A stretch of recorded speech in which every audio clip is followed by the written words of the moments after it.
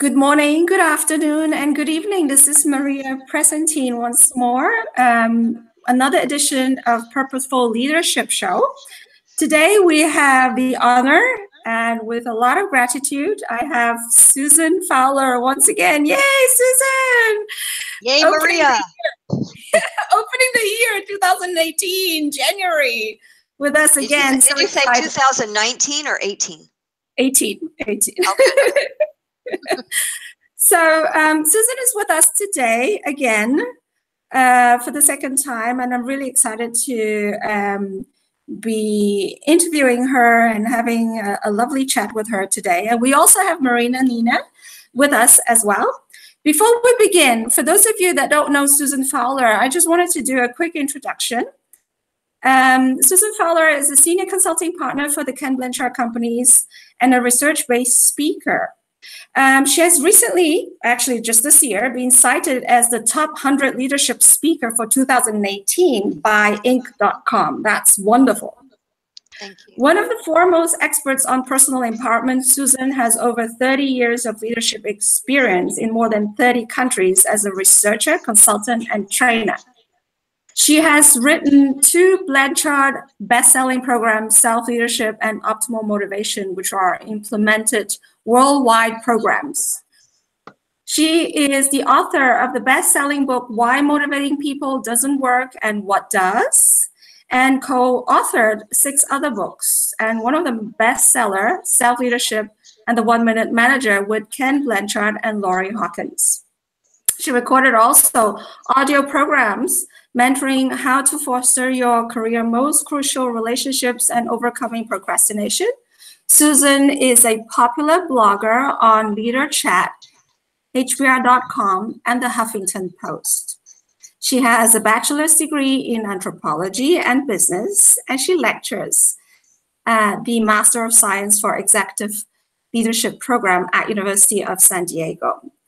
She also sits on the board of directors for Angel Faces, a nonprofit organization dedicated to helping adolescent girls who have been severely burned or suffered traumatic injuries. Susan, welcome again to our show today.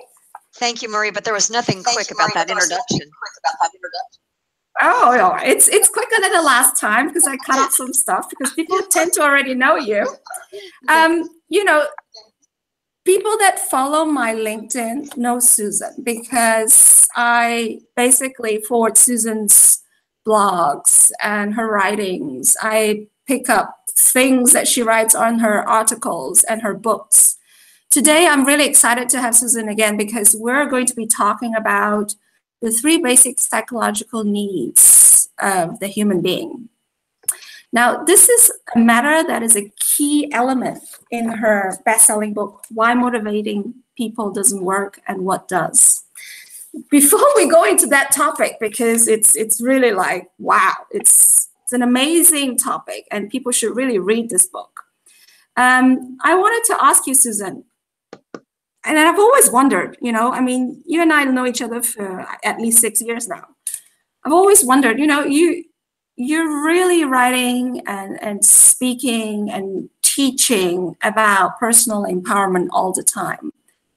What led you to this topic? I mean, you know, over the years, my own experience tells me that, you know, whatever that I'm looking or passionate into doing, be it that I'm teaching, be it that I'm coaching, I'm very focused on helping people change behaviors because I've gone through experiences where were traumatic, actually, in organizations that I worked in, where people's behaviors were just, you know, really awful towards each other, having bad bosses, being micromanaged, you know, so forth, and whatever that happens.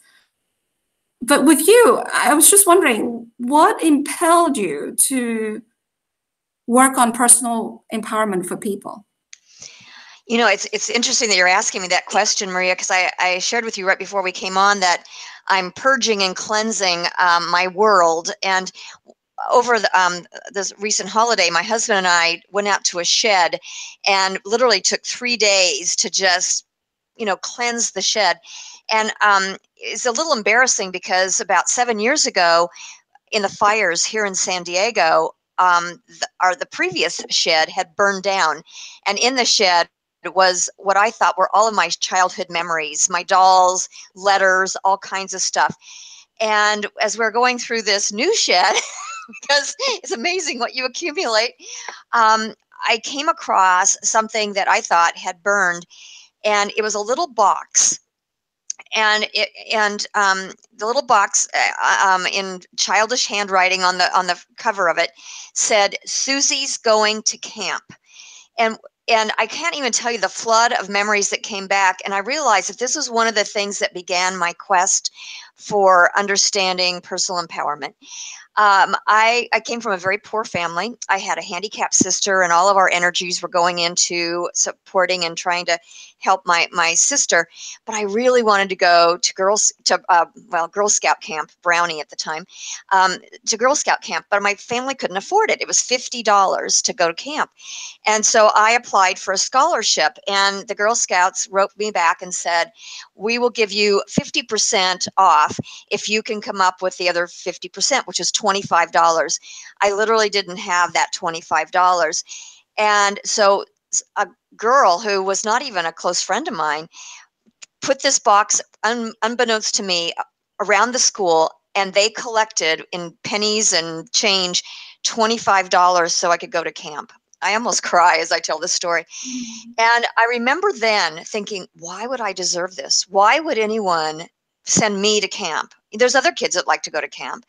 And I was so humbled by that experience that I feel like for a large part of my life, I started saying, why is it that some people get the breaks? Why is it some people have good things happen to them? And so ironically, the reason I went into personal empowerment was because so many good things happened to me in my life. And I kept thinking, this can't be luck. What is it that is enabling me to have all of these wonderful opportunities? And I saw people that didn't have those opportunities. I thought, what can I do to help those people? So I really started a quest. I honestly can say that it was in my childhood that I really started trying to notice, what is it that makes people happy? What is it that gives people opportunities? And so that was kind of the beginning of it. And so then as I grew older, it really became more of a focused, research-based searching and trying to understand what it is that makes us who we are and why we do what we do and what the implications are for that. That's really a wonderful story. And like I said, we are usually very passionate about what we focus on, especially when we want to make an impact on Earth, because we went through something. We went through traumatic experiences. Yeah, I've often said that one of my biggest problems is I haven't had that big traumatic experience. And if I had, maybe that would be different. But I really kind of am able to come, I guess, from a positive point of view. Other people would say, "Oh, wow, you had a tough childhood, and you had." You paid your way through college and you always had to work. I worked when I was 12 years old. I don't know why. I've always looked at those things as blessings. And yeah, it kind of gave me my work ethic. So there you go. And that kind of relates back to our last show where you were on and you were talking about gratitude. Gratitude, yeah. Yeah, exactly. The depth that you went into comparing and the big distinguishing factors that you were saying between gratitude and praising, it's completely like two worlds. Yeah, because gratitude is really based on your values, and so right. It depends on what you value. Yeah. Right. So today our show is going to be focusing on the basic psychological needs of a human being. And you wanted to talk to us about autonomy, relatedness, and competence. Competence, yeah. Right. Yeah, because the searching. Oh, I'm sorry. Go ahead. Say that again, hon. I just missed it. So how would you like to start? How would you like to introduce that to us? Maybe relate back to your story. Yeah, I think that, as I said, I really started looking for what is a research base for what is it that helps human beings thrive. And one other experience that I had that was really kind of foundational was when I became a vegetarian. And it was something that was sparked in me overnight. I just became a vegetarian, and I was a meat lover. I had a thing of pork fat on my stove because everything tasted better with pork fat. And, so I was definitely a meat lover and a fish lover. But it turns out I was also I didn't even know this because I never had pets, but I was an animal lover, and I guess there was kind of a compassion there when I saw the way we treat animals that we eat. And so overnight, literally, I stopped eating meat of all forms, fish, everything. And I thought, gosh, that was so easy. How did I do that? And I was really curious why some things in my life were harder to do, like to lose weight, or, to have a regular routine for exercise, or to, read, do meditation, or read something powerful every day. So I thought, why are those, or drink water, 64 ounces of water every day. Why are those things harder for me than it was to give up meat? And that's when I found the science of self-determination theory. And back in the early 60s, a man named Dr. Edward Deci started doing a series of experiments to really understand the nature of motivation. And he's the one that really kind of put intrinsic motivation on the map, and began a series of really phenomenal experiments showing the implications when people are intrinsically versus extrinsically motivated. Unfortunately, I think what happens in business, especially, is that about 40 years after research, things finally start getting into mainstream. But then there's been a lot of other research over that 40 years. And so what has happened, I think, with a lot of popular writing, is that everybody got all excited about intrinsic and extrinsic motivation without understanding some of the nuances and where the research has transitioned. And even Edward Deci now will say it's not as black and white as intrinsic and extrinsic motivation. And the reason I think that's an important point, and then I'll pause here and let you ask a question because I could talk all day, obviously, is that what happened was in the workplace, I think, especially leaders who are very bottom line oriented, said, oh yeah, it really makes sense. Let's try to get our people to be intrinsically motivated. In other words, let's get them to love what they do. But the fact is, we all have to do things in our work that we don't love to do. If you're in sales, for example, you might love the selling process. You love reaching out to clients. You love problem solving, whatever it is, but you hate doing paperwork. You're never going to love doing paperwork. So or maybe there's a particular product you don't particularly like to sell. You enjoy selling one of your other products, but you're supposed to have a mix in your product sales, and you don't like that product. And so what leaders would say is, oh, well, you're not intrinsically motivated to do that, so that means you're going to be extrinsically motivated. We need to give you rewards, or we need to incentivize you. We need to reward you in some way for doing what you're not intrinsically motivated to do. So that simplistic duality of intrinsic and extrinsic motivation really, I think, convinced a lot of CEOs that, you know what, it's too hard to worry about intrinsic motivation. Let's just stick with extrinsic motivation. So that became really a compelling reason for me to write my book about the spectrum of motivation and help people understand that behind motivation are these three psychological needs that when they are satisfied, we have a higher form of motivation, higher quality of motivation. And when these three psychological needs are not satisfied, we have we're suboptimally motivated. So short story long, as I just made it, I really want to talk about these psychological needs because I think we've oversimplified the concept of motivation in the workplace. Absolutely, absolutely. So could you tell us, I've just mentioned the three of them. Could you tell us again, what are these psychological needs and how do they actually work? Yeah. As it turns out, every one of us, every human being has these psychological needs. Maslow started us thinking about needs, and we can talk about Maslow in a few minutes, but he started us thinking about these needs, but then it kind of, that also got aberrated. And so these psychological needs are foundational. Every human being on the planet has these 3 psychological needs, and you can see them at work in any baby. So there's a lot of compelling research, but if you just open your eyes and you're aware of it, you start to see them at play. The first one is our need for autonomy. And our need for autonomy is our need to feel like we have choices. And Maria and Marina, as I go through this, what I'd love for you guys to do is to really think about something that you are passionate about, that you are optimally motivated to do. And I think what you'll see is that you actually, these 3 psychological needs are in fact being satisfied. And then think about something that is like a pain for you. You don't want to do it, or you can't seem to keep going with it. And there's a real good possibility. I'm going to use diet as an example, that just because most of us can relate to that, these 3 psychological needs are not being satisfied. So autonomy is our need for choice. What happens when someone goes on a diet is the very first thing they start thinking about is restriction. What can't I eat? What can't I do? Or I have to do this, I have to do that. Those ways of thinking automatically undermine our sense of autonomy. And that's why diets don't work, because immediately a diet will already undermine our psychological need for autonomy. Our second psychological need is for relatedness. And relatedness means we need a sense of meaning, a sense of purpose.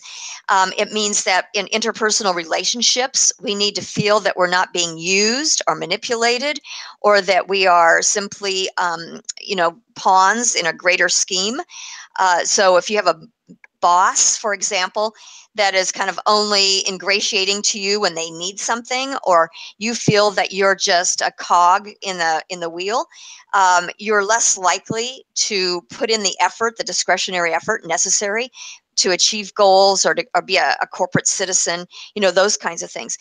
When organizations have metrics without meaning, then it undermines a person's sense of relatedness. So let's say that, one of the things that bugs me is every time I read a magazine about weight loss, it focuses on how somebody lost the weight instead of why they lost the weight. So if people are not aware of why they're doing what they're doing, so the big question is why? What's your motive? What is it that's going to bring meaning to you? Why is it meaningful? That's really, really important. And then the third psychological need is for competence. It's to feel that you're growing and learning every day, that you're learning to master the world around you. So if you go into a meeting and you don't feel that you have the skill, for example, to deal with somebody in that meeting who is very aggressive or who has a different point of view than you do, and they always, kind of step on you, then you're going to have your sense of competence eroded. If you don't feel that you're like, go through a day and all you do is check stuff off your list, but you don't have a sense that you actually grew that day, or that you learned something that you could use tomorrow, then you're undermining competence. Every time we focus in the workplace on the mistakes and the failures rather than what was accomplished or learned, and learning is more important even than accomplishment, because without learning, you're not going to accomplish. So anyway, that's really, really the key. So those are the 3 psychological needs: autonomy, relatedness, and competence. And anytime one of those is eroded, the others are also diminished. I think that makes a lot of sense. Based on personal experience and using the tips on this topic from your book, I'm constantly checking in. It's like, okay, why do I feel this way? I'm not feeling so good about myself. Okay, there's one of the 3 that is being eroded, or 2, or actually 3 of them being eroded in that particular situation. So my question would be, what would be the tips or any tips to safeguard autonomy, relatedness, and competence once something gets eroded? there's a couple things in what you just said that I really want to reinforce, that I really appreciate. One is that you said, what do we do to safeguard? I've never actually used that word before, and it really resonated for me when you said it, because the fact is these things are our nature. These are things that like every baby wants to grab the spoon and feed himself because of his need for autonomy. If you've ever talked to or ever had a 2-year-old talking to you, but you're not looking at her, you know, what will she do? She'll tug on you. She'll literally sometimes grab your face and turn your face so that you're looking at her, because that's her need for relatedness. She wants to connect. And if you've ever just been someplace and felt out of your league, or watch, for example, watch a baby learning to walk, and the baby falls. All right, as adults, if we fall, we're embarrassed, we're sad, we beat up ourselves. What does a baby do when they fall? They get up, they're laughing, they know they're in the learning process. They're so joyful about learning to walk that they get up, they're laughing, and sometimes they run before they walk and they fall again, and it's okay, because we love to learn. You know, why does a baby constantly, or not a baby, but a toddler constantly ask why? Because she loves to learn.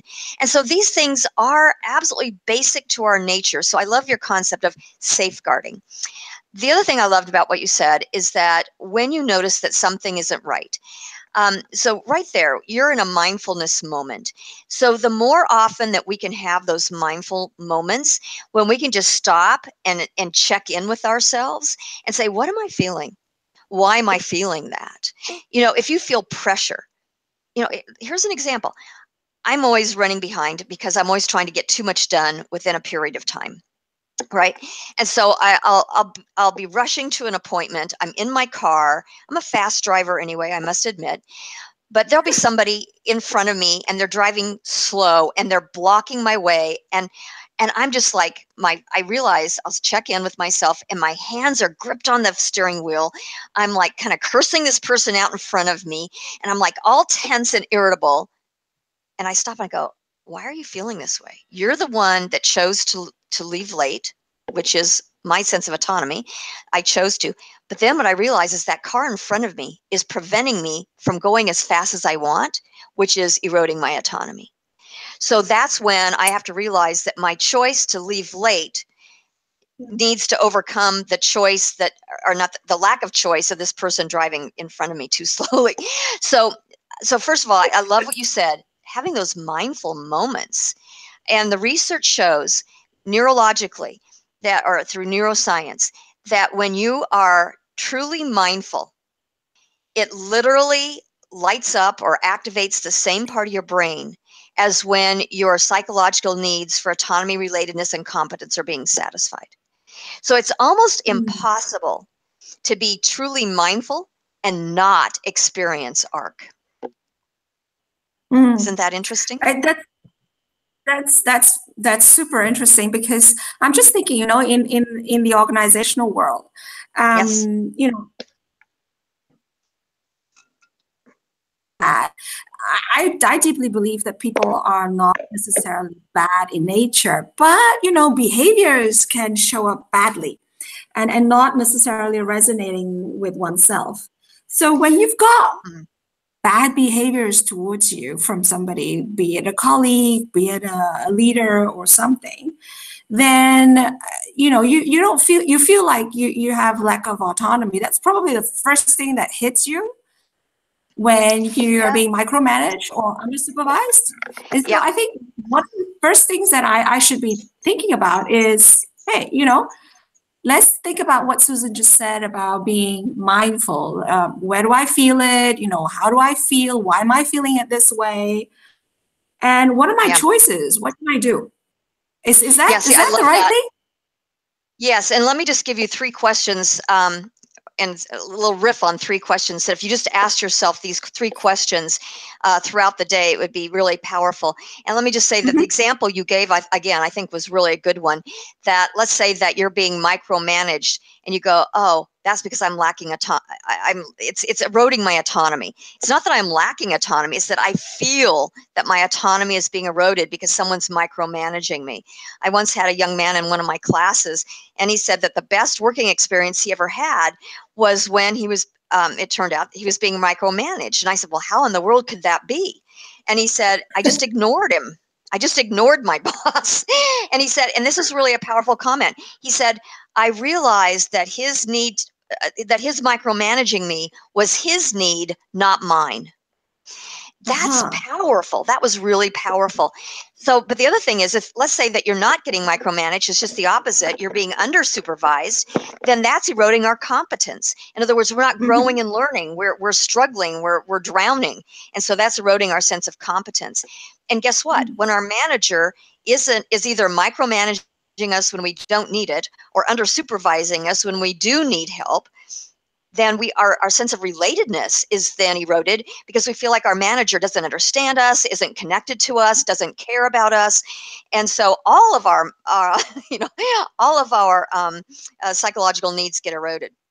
But if you would ask yourself these 3 questions every day, and what I would ask, if you're in a leadership role, I also want to come back and talk about that. Like, how do you help people answer these questions on a daily basis? So what I need to ask myself every day is, what choices did I make today that I'm glad I made? Or what choices did I make today that I wish I hadn't made? And if you ask yourself, what choices am I making? Then it reminds you that you indeed have choices and that you have autonomy.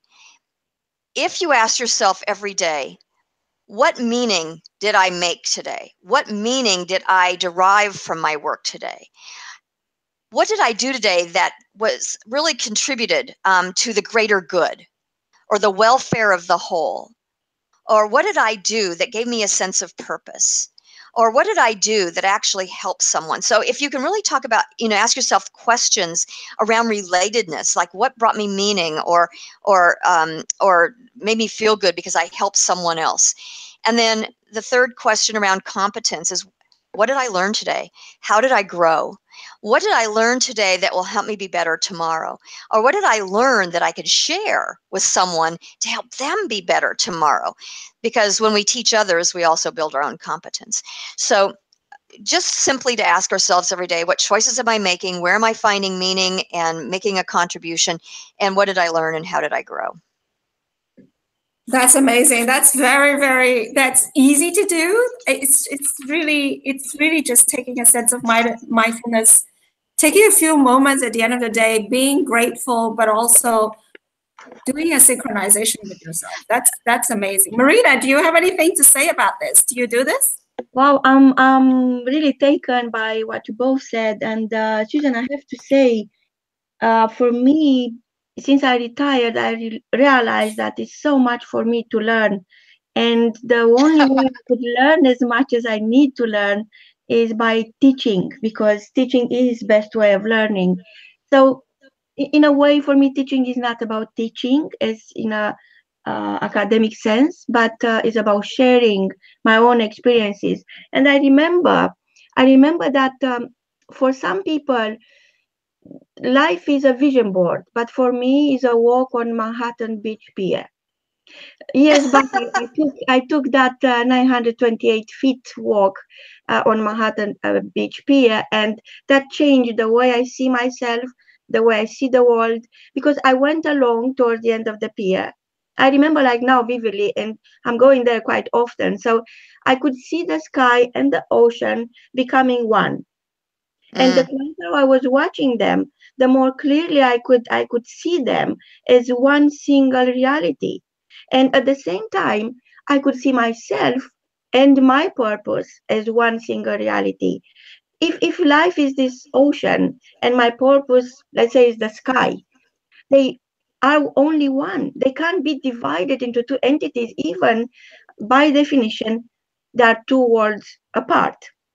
So I'm thinking about a lot of things that help me understand. I'm so grateful for all the lessons I learned since I retired, because you never lose.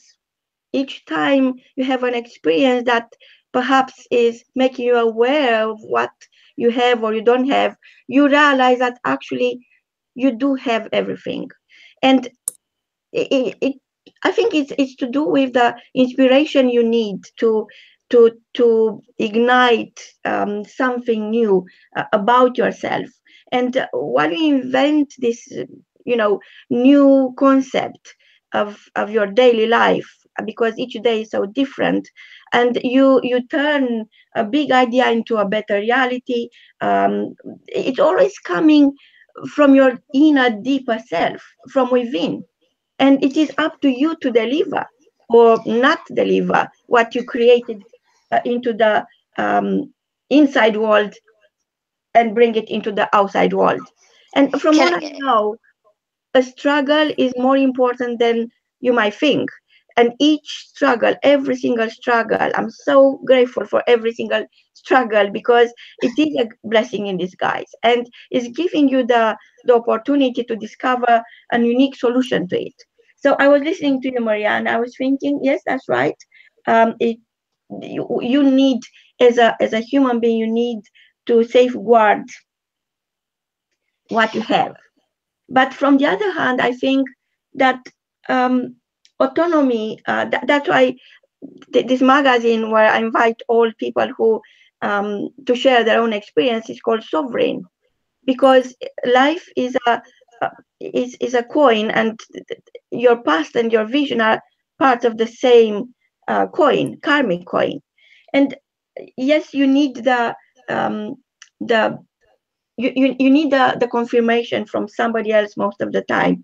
But when you learn to receive confirmation from yourself that you are competent enough, which means you are free to be you. You are free to lead your life. You are free to be your own sovereign, and feel the purpose, and connect yourself with your purpose, because your purpose is you becoming the person who can, actually, in my own experience. So all these three things are the pillars of existence.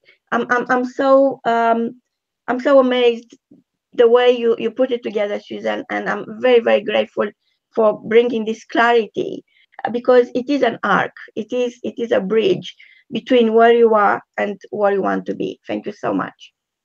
Wow. Maria, do you mind if I just respond to what Marina said? Please go, please go.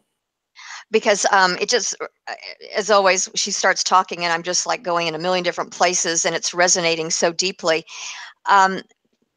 I want to just explain how the science really validates her experience. And one of the reasons that I love the science of self-determination theory and a lot of the science that I'm reading is because I'm finding that it validates the spiritual principles that really got me into the kind of work that I'm doing today. And so Marina, your experience and your description of walking on the pier and the earth and the sky becoming one, and then talking about, the two sides of the coin being the past and the vision, but it's all, part of one thing. Because earlier I was talking about that motivation and what we do and why we do it is so much deeper than intrinsic and extrinsic motivation. Intrinsic motivation being what you do because you just purely love it and it's natural for you and you do it without any sense of reward. Extrinsic motivation being you do it because of reward, something outside of the task or the goal or whatever it is you're doing. It's for some other reason. But in between those two types of motivation, there's a spectrum of motivation.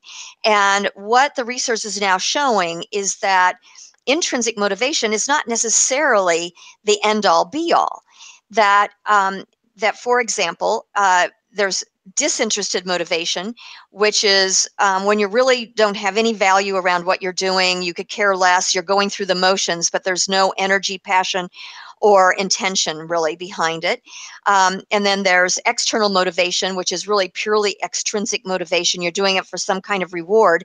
It could be a tangible reward like money or a prize or a trip, or it could be an intrinsic, excuse me, not intrinsic, what am I trying to say? Oh, intangible reward like power or status.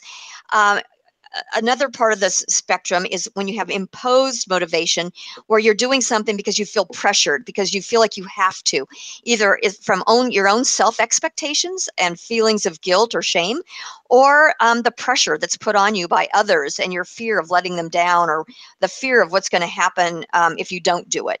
All three of those forms of motivation are on the extrinsic side of motivation, and all of them yield suboptimal results and actually take their toll on your mental and physical well-being and your spiritual well-being. Then you have, and this is where I'm really trying to get to with what Marina was talking about, we have what we call aligned motivational outlook. And an aligned motivational outlook is when you're doing what you're doing because you have a value around it. So for example, if I'm not a naturally good listener and my work demands that I listen, I could feel imposed, like, oh, I have to listen to people, I have to listen to clients, I have to listen to irate customers, I have to listen. Let's say that I'm not a good listener, which, by the way, I'm not. I'm not naturally a good listener. My disposition is I love to talk, as you can probably tell, rather than listen. So how do I listen? Well, if I have aligned motivation, I listen because I have a value for listening. And what is that value? I might have a value for learning. So if I learn, if I have a value for learning and listening is the best way to learn, I'll listen. Let's say I have a value around compassion. What is the best way to demonstrate compassion to people? It is through listening. So if I am tied to that value, I will listen. So aligned motivation comes through our values. If you haven't defined your values and you can't connect your values to your work or your goals, then you probably are not going to be able to be aligned. But the motivational outlook that is really at the top of the spectrum, it's the one that is most powerful, is called the integrated motivational outlook. And that means that you are doing something not just because you love it, but because it's a deep sense of purpose, because your purpose is integrated with who you are as a human being. In fact, you cannot separate what you're doing from you as a person. So if I say, for example, I am a vegetarian and I am connecting being a vegetarian with the human that I am, what I'm really stating is an integrated motivational outlook. You can't separate Susan from being a vegetarian. If I say I am a consummate learner, that is who I am. It's my integrated motivational outlook. It's a sense of purpose that I have around that, or it's tied to my purpose in some way. Then the next motivational outlook is the purely intrinsic. It's what we call the inherent motivational outlook, where you just love doing something. But the fact is, you could love doing something that's not purposeful. I can play Candy Crush all day. I intrinsically, I'm sorry to admit that, I'm intrinsically motivated to play Candy Crush, but it doesn't serve a really good purpose. And so it's not integrated. I don't want to say I am a Candy Crush player. It's not something that I want to define Susan as a human being. So the ultimate, that what science is showing us, is that the ultimate power of motivation comes through the integrated motivational outlook. And that's exactly what Marina was describing. That's absolutely, I can resonate with that, because it's something that is so naturally, I'm talking about the integrated part. It's so naturally coming through you. You kind of like wake up and you breathe that. You'll never get tired in paying, right. playing Candy Crusher, because it's just something that you're kind of like intoxicated by it, and you're really, really happy about. But is that it's different? But it's different than like purely intrinsic or inherent motivation. So, and the difference is that you usually learn to love it. So, right. For example, if let's say you and I both know a woman named Debbie Coolidge, and if you ask Debbie Coolidge who she is, one of the things that she will tell you is that she's a runner. And so you ask Debbie, oh, have you always loved running? Because if she just always loved running and it's something she just was attracted to naturally, that would be inherent motivation or intrinsic. However, Right. what Debbie will tell you is, no, when she first started running, she hated it. She just knew that she needed to do something because she was going to be a mother at an older age, and she wanted to stay young and vibrant for her daughter. And so, she runs for a purpose. So it was a conscious choice that she made to Right. run. But now it is who she is. She doesn't go a day without running. But it wasn't intrinsic. It wasn't inherent. It was purposeful. And that's the distinction between inherent and integrated. Okay. It's a choice. So we don't have a lot of time left. I wanted to ask you one major question, Susan. Okay. You know, there's all this generational gap talk in organizations and companies, and they're saying, oh, you know, there's this war for talent, and you know, older generations that can't get along with younger generations, and vice versa, and all that kind of talk, right? And you and I both know that it just, you know, I just wish this would all disappear, but these are just facts. That's why our jobs are so important. Now, here's the thing. You know, in a couple of minutes, the little time that we have left with you, give us some tips, especially for, you know, X generation or older generation leaders that are adapting or learning to work with the younger generation employees and leaders. Now that you've talked about ARC, you've talked about the suboptimal motivation and the optimal motivation. Give us a couple of tips, please, for leaders that are more senior in organization, how to work with the younger generation when they see or they feel that their autonomy, their competence, you know, their ARC is not safeguarded, is not feeling, you know, up to speed. What should they be doing? Well, let me just say that I just wrote a journal article for the advances in development of human resources. It'll come out in May. A peer-reviewed journal article on the 3 leadership competencies that we need to build into our organizations. And the first one is to encourage autonomy. And the way that leaders encourage autonomy could be systemically, like by giving people more power and empowering people to be able to make better decisions.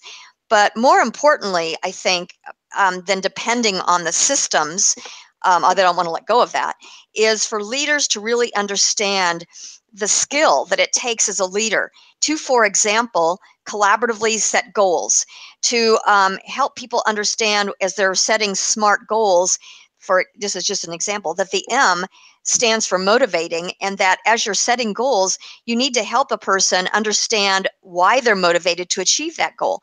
And given that spectrum of motivation, help people to shift their motivational outlook from I'm doing this goal because I have to, or I'm achieving this goal because I'm going to make money, or because there's some reward or incentive attached to it, to doing that goal or achieving that goal, pursuing that goal for the values of for the reasons of their values, or because they have a sense of purpose in it, or because there are aspects of it that they could enjoy. And so that's a real skill that leaders need to develop, is to have those motivational outlook conversations that help shift people from suboptimal to optimal motivation. Then, so if I could just go ahead. Interrupt. So basically you're saying the M out of the SMART goal, right? Yeah. Okay, cool. All right. Yes, I'm sorry. What Yes. else? So, yeah, because we typically focus on, is it specific and is it measurable and does it have a timeline? Right. And then we don't even have the conversation about how is a person motivated to achieve it. So instead of measurable, it's going to be the M is going to be motivating. So where do we put the measurable? With the S, so it's specific and measurable. And then I just don't like to I just don't like to say it's S and M, because people get a little bit crazy with that. um, All right, so and when then, people are doing SMART goals, the S is the specific, and we put all the measurables in there, and the M would be yeah. motivating. Got it. Okay. Yeah, you got it. Got it. And then the competence around relatedness is how do you deepen relatedness? And the way that you do that is that you help explain the meaning behind metrics. You provide people with rationale.